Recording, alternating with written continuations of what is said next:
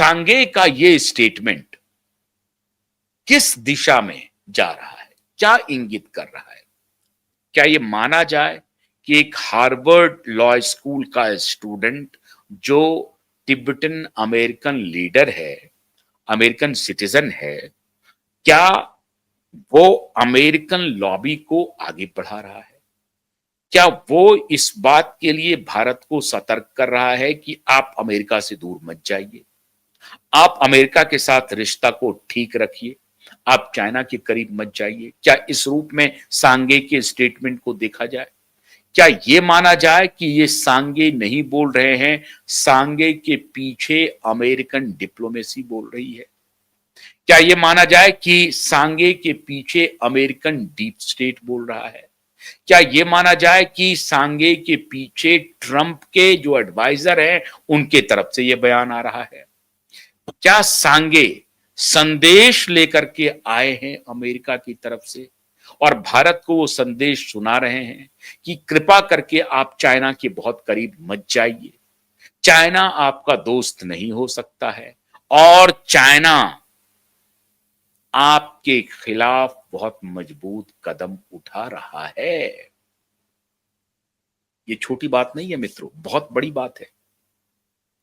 अब सांगे इस बात को कह रहा है कि चाइना का जो इंटरफेरेंस है भारत के पड़ोसी राज्यों में, कि जो जो चाइना के भी पड़ोसी है, भारत के पड़ोसी देशों में जैसे श्रीलंका में, बांग्लादेश में और नेपाल में जो इन्फ्लुएंस रहा है और जो इन्फ्लुएंस का जो पैटर्न है, वो पैटर्न ये दिखाता है कि वहां के इंटेलिजेंसिया को, इंटेलिजेंसिया के एक वर्ग को, ना पूरे पूरे इंटेलिजेंसिया को नहीं, एक वर्ग को जिस प्रकार से चाइना इन्फ्लुएंस करता है, उसे खरीदता है, उसे अपने कब्जे में करता है और उससे वो सारी बात करवाता है जो चाइना चाहता है डीस्टेबलाइजेशन के लिए। और इसलिए कहा जा रहा है कि खाली अमेरिकी स्टेट की भूमिका नहीं थी बांग्लादेश में कू करने के लिए, बांग्लादेश को अस्थिर करने के लिए चाइना भी उतना ही सक्रिय था। और श्रीलंका में जो कू हुआ है उसमें भी चाइना भी सक्रिय था। और नेपाल में तो चाइना की पूरी भूमिका कही जा रही है। अब सवाल है कि ये जो डीप स्टेट कहां किससे मुलाकात कर रहा है? क्या डीप स्टेट और चाइनीज इंटेलिजेंस की भी कोई मिली भगत है? डीप स्टेट मतलब अमेरिकी डीप स्टेट की। क्यों मैं ऐसा क्यों कह रहा हूं? क्योंकि चाइना और अमेरिका सामने से तो लगता है दुश्मन है, लेकिन आर्थिक मोर्चे पे ऐसा नहीं है। चाइना का तकरीबन 37% का स्टेक है, इन्वेस्टमेंट है अमेरिकी बाजार में, 37%, और उससे बाहर नहीं आ सकता है। चाइना में अमेरिकी कंपनियां जिस तरह से ऑपरेट कर रही हैं, वो कोई बहुत छोटे रूप में नहीं कर रही, बड़े पैमाने पर कर रही है।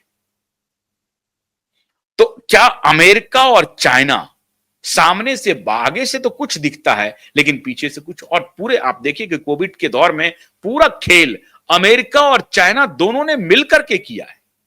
अमेरिकी बिजनेस लॉबी और चाइनीज बिजनेस लॉबी दोनों ने मिलकर के ये खेल किया है, दोनों ने फायदे कमाए हैं, दोनों ने फायदा उठाया है। और लेकिन जिम्मेदारी थोपने की बात आई तो चाइना पर थोप दो। तो बहुत ही गूढ़ तरीके से ये प्लानिंग हो रही है। भारत को इसमें सतर्क रहना है। यह भी हो सकता है कि अमेरिका डर गया हो कि अगर भारत चाइना के करीब जा रहा है, भारत कोई बच्चा नहीं है, या भारत के डिप्लोमेट अब कोई बच्चे नहीं हैं जिनको यह बात समझ में नहीं आ रही है। भारत के डिप्लोमेट अब बहुत होशियार हैं और भारत की अपनी जो खुफिया एजेंसी है वो भी बहुत होशियार है। उनको मालूम है कि चाइना कहां कहां क्या क्या कर सकता है।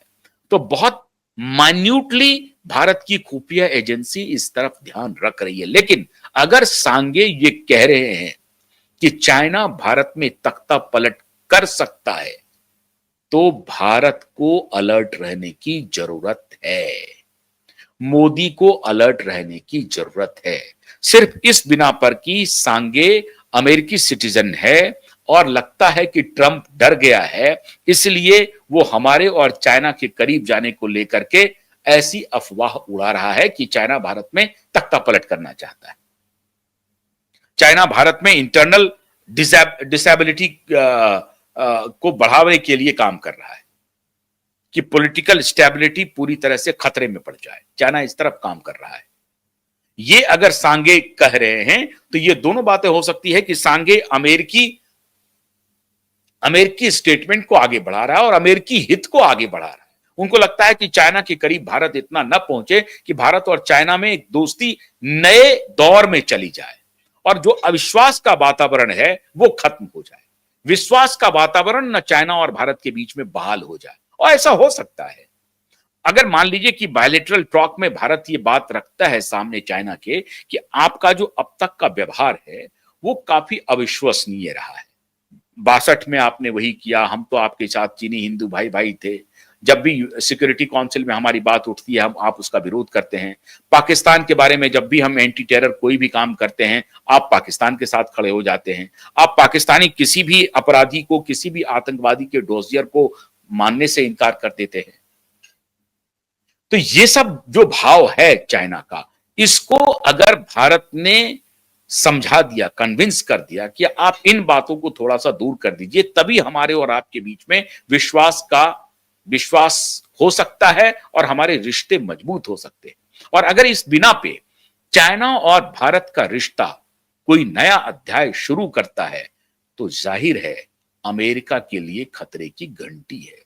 इसीलिए हो सकता है कि सांगे के एक स्टेटमेंट को मैं ये भी मानता हूं कि संभवतः ट्रंप एडमिनिस्ट्रेशन पूरी तरह से डर गया है और उनको ये डर सताने लगा है क्योंकि रसिया उनकी बात नहीं मान रहा है। भारत और चाइना के बीच में अगर अविश्वास का संकट खत्म हो गया, विश्वास का संकट खत्म हो गया और अविश्वास खत्म हो गया, विश्वास बहाल हो गया, तो फिर जो न्यू पॉलिटिकल जो सिनेरियो बन रहा है वो बिल्कुल डिफरेंट है। उसमें फिर मोदी फिर सिकंदर हो सकते हैं। लेकिन अगर भारत में तख्ता पलट की कोई योजना बनाई जा रही है जिसमें कहा जा रहा है कि भारत में बहुत सारे स्लीपर सेल हैं, बहुत सारे चाइनीज स्लीपर सेल हैं जो सोशल मीडिया पर एक्टिव हैं और भारत में उन्माद फैलाने के लिए लगातार उनके तरफ से कार्य किए जा रहे हैं, उनको चाइनीज का समर्थन मिल रहा है। और अगर ये बात सही है सांगे की तो भारत की खुफिया एजेंसी को चाक चौबंद रहना पड़ेगा, अलर्ट रहना पड़ेगा। लेकिन मैं इसे दूसरी दृष्टि से भी देखता हूं कि शायद सांगे एक अमेरिकी नेशनल हैं और वो जो इस तरह की बात कह रहे हैं तो निश्चित रूप से ये अमेरिका का संदेश है। ट्रंप मोदी से डरने लगा है और ट्रंप को यह डर सता रहा है कि मोदी और जिनपिंग के बीच रिश्ता गहरा नहीं होना चाहिए। मैं तो इस रूप में ले रहा हूं, मैं इस रूप में नहीं ले रहा हूं कि चाइना तख्ता पलट की कोई रणनीति बना रहा है। भारत में उस तरह से तख्ता पलट नहीं हो सकता है। लेकिन अगर वो कह रहे हैं तो भारत को अलर्ट रहने की जरूरत है। बहुत बहुत शुक्रिया। नमस्कार।